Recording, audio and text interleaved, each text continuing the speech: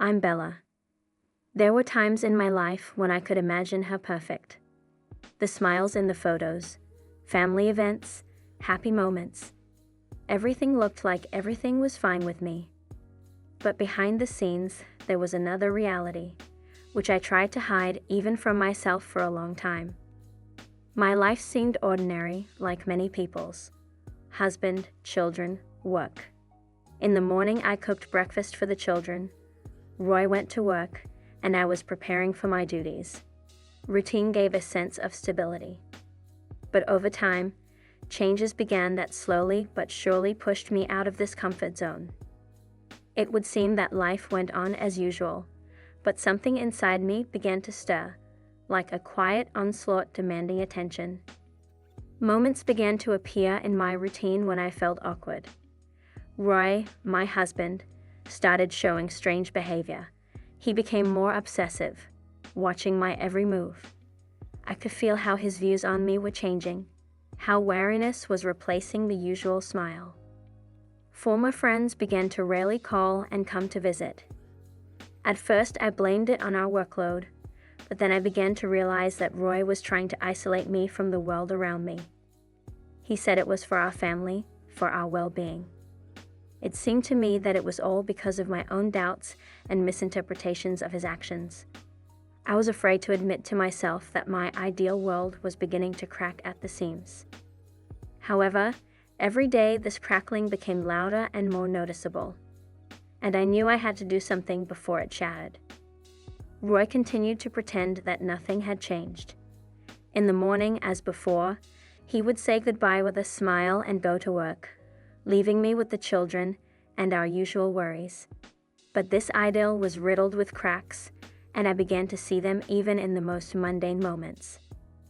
There were days when Roy came home and changed beyond recognition. The softness that used to be his calling card was disappearing. Instead, I saw the tension in his eyes and the confusion on his face. I tried to ignore the changes, focusing on my worries. Children demanded attention. Work left no time for reflection, but at night I lay in bed, staring at the ceiling and trying to figure out what was going on. My loved ones noticed that something was wrong with us. They saw Roy becoming more and more obsessive and nervous. One of my friends, Steve, expressed concern. He said that I had changed, that I was smiling less and rarely spent time with them. I was grateful to Steve for his concern, but at the same time it added an additional burden to me. I was afraid to bring this up with Roy. He was my husband, the father of our children, and I didn't want to doubt him.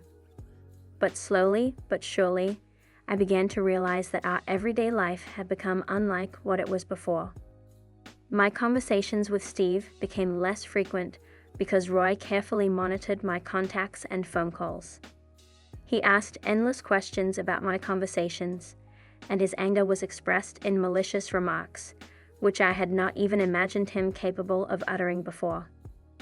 I stopped going to meetings with friends because I was afraid to imagine how Roy would react to this.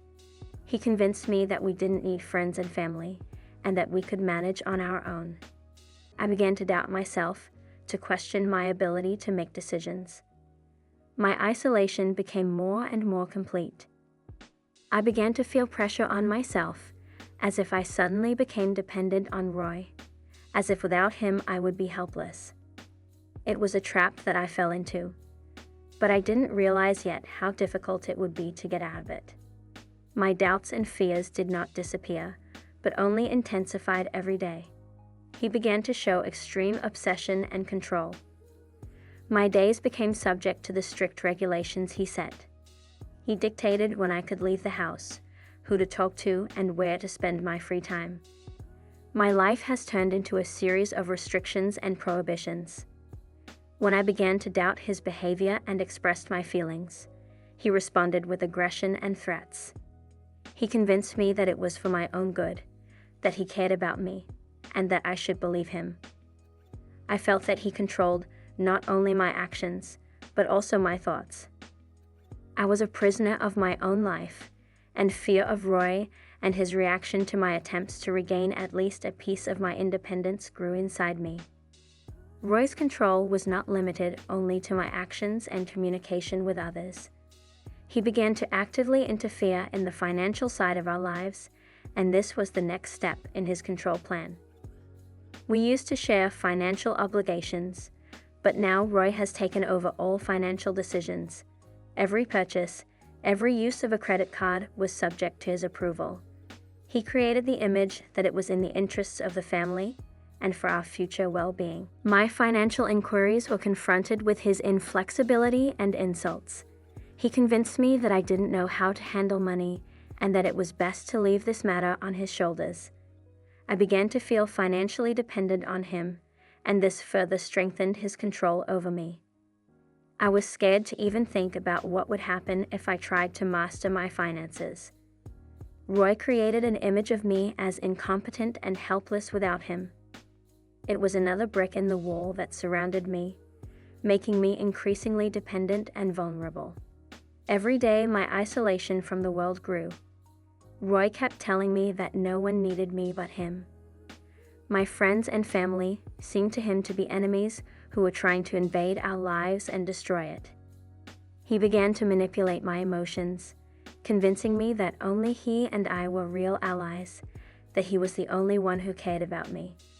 He hinted that my loved ones could not be as loyal as he was, and that I should not trust them. All this led to the fact that I began to avoid communication with friends and relatives. Calls and messages stopped coming, and I became isolated from the support that I would have needed so much. My world was shrinking to the size of my apartment with Roy, and it was like a prison from which I could not get out. Most of my loved ones tried to warn me, but Roy convinced me that they were just trying to destroy our family and envious of our happiness. I believed him and succumbed to his control, not even suspecting that it was part of his toxic plan.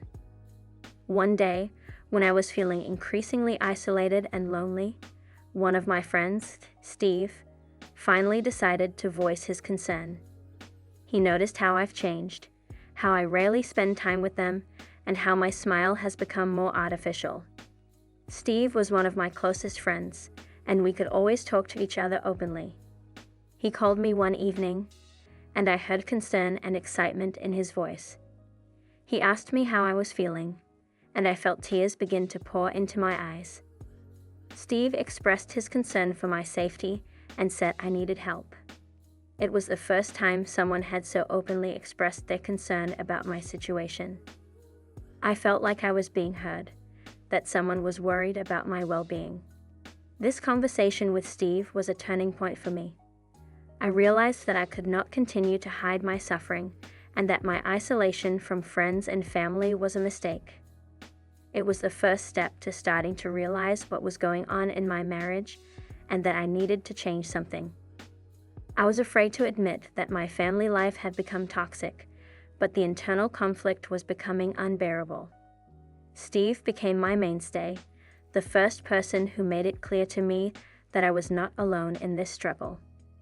We started meeting and talking about my situation, and he suggested to me that my situation was unusually similar to a form of emotional and financial abuse. We researched resources and organizations that could help me. I started visiting online forums and reading stories of other women who had experienced similar situations. It was like a breakthrough in my understanding of what was going on. Although fear and doubt still prevented me from acting, the first steps towards liberation were taken. I understood that the way forward would be long and difficult, but I could no longer stay in this toxic situation. My attempt to free myself from Roy's control caused his aggression. He became more cunning and secretive in his manipulations. He came smiling beautifully and saying that everything he was doing was for our well-being. He promised to change and admitted his mistakes, but these were just empty words. Roy began to act more meanly. He started threatening my friends and relatives, claiming that they were trying to destroy our marriage and that they were using me. He even subscribed to my social media accounts to follow my contacts and messages. These hidden threats created internal conflict and fear. I was afraid for my safety and the safety of my loved ones. But I also understood that I couldn't let Roy continue to control my life. Once, when the situation started to get out of control, I decided to ask for help. Steve supported me in this and said that it is important to document everything that happens. Together, we began to collect evidence of his threats and manipulations. I started recording audio and video, recording threatening messages and storing them in a safe place. Then I turned to professionals for help. I contacted an organization that specializes in supporting victims of domestic violence. They provided me with safety tips and resources for women in similar situations. On the advice of the organization, I started visiting a psychologist to deal with the emotional consequences of this toxic situation. It was an important step towards restoring my self-esteem and confidence. After collecting enough evidence about the violence and threats from Roy, I decided to go to court. It was a difficult and scary step, but I understood that it was necessary for my own safety and for the safety of my children, who also suffered from this toxic family environment. I filed for divorce with a lawyer and requested a contact restriction order that would prohibit Roy from approaching me and the children. The judge awarded me an order to restrict contact, but this caused even more anger and aggression from Roy. He tried to violate the warrant and continued to pursue me despite the ban. This created even more tension, and I began to realize that my struggle was far from over. But the trial has given me hope that justice will eventually be on my side. One of the hardest aspects of my struggle was ensuring the safety of my children. They witnessed conflicts and aggression in our family, and I understood that they needed protection and support no less than me. The court established a temporary right to care for the children to me, but Roy continued to try to influence their lives. He threatened me that he would take the children away, and I was afraid for their future. In this situation, I turned to family counselors and psychologists to find out how to protect my children as much as possible from the consequences of this toxic family environment. On my part, additional security measures have been introduced to ensure that children are protected from swarming. They began to visit a specialized psychologist to discuss their experiences and emotions. After his divorce from Roy, his fate remained uncertain. He seemed to remain steadfast and convinced of his adequacy. Despite the disappointment and loss of his family, he showed no signs of sincere regret or understanding of what had happened. My attempts to convey to him the importance of changes and understanding my mistakes remained unanswered. Roy continued to live his life, not wanting to change. It was hard for me to accept, but I knew I couldn't control his fate and choices. My own life was slowly but surely moving forward. I delved into the work on myself, trying to forget about the fears and traumas that I had experienced. My family and friends have been incredibly supportive, helping me recover from years of abuse and abuse. As the legal battle came to an end, I began to realize how strong and determined I had become. My strength stemmed from a desire to ensure the safety of myself and my children, and I was ready to move on, even if Roy hadn't changed. Roy was given one last chance to change and learn from his mistakes. He remained at a crossroads, and it only depended on him which road he would choose. But I couldn't wait any longer. I had to continue on my own path to healing and a new life. The moral choice remained with Roy. He could choose the path of change, self-discovery, and growth, or stay in the past, despite its devastating consequences. My hope was that he would eventually realize the importance of his own development and change for the better. But regardless of his decision, my task was to build my own happy future and ensure the safety of myself and my children. As time went on, it became clear that Roy continued to be the same person he had been before.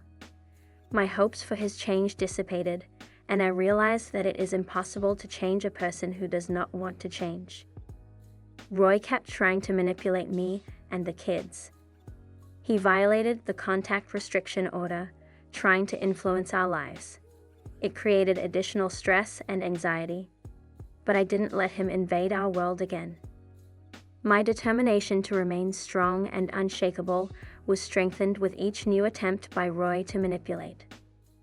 I understood that our safety and well-being were the most important, and I was ready to take the necessary measures to protect myself and the children. After the divorce, Roy didn't leave my life as easily as I had hoped. He came, apologized, claimed that he had changed, and promised that he would no longer be the person he was before. But in his eyes, I saw the face of old Roy, the man who caused me pain and fear. Every time he came and claimed to be better, I felt like he was lying to me. I knew that real change takes time and effort, not simple words. Roy tried to come back into my life, but I didn't trust him anymore.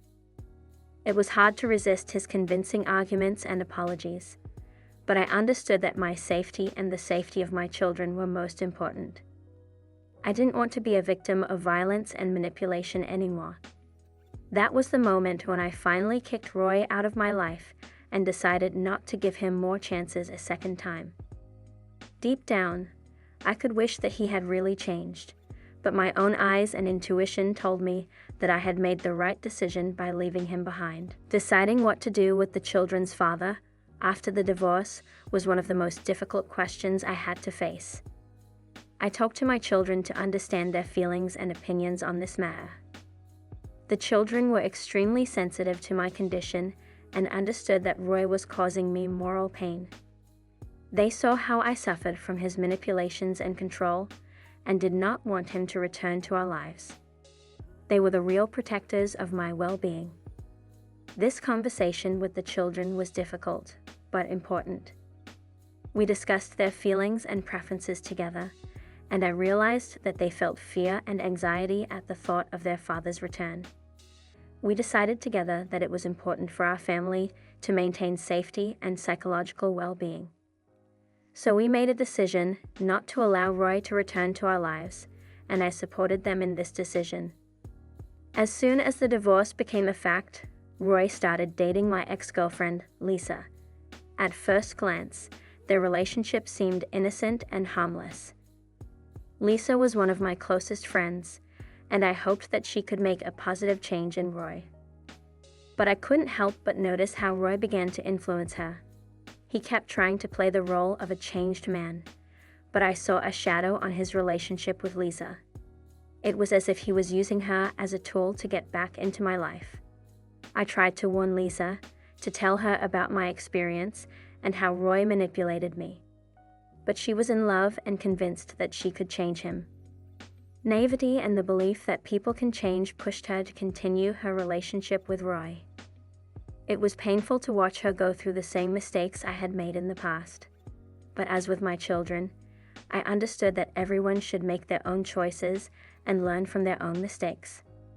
Over time, I met a new man who brought into my life the light and warmth that had been absent for so long.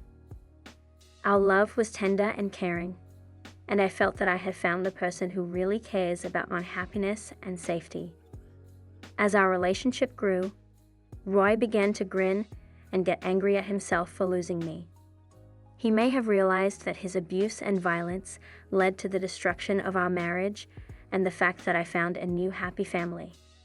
My new relationship helped heal my emotional wounds after Roy. I no longer felt weak and vulnerable. The new man was my support, and together we built a family based on mutual respect and care. It was a time of my recovery and inner growth. I was no longer a prisoner of toxic relationships and abuse, but became the author of my own destiny. My children saw how I found happiness, and it inspired them to understand the importance of healthy and respectful relationships.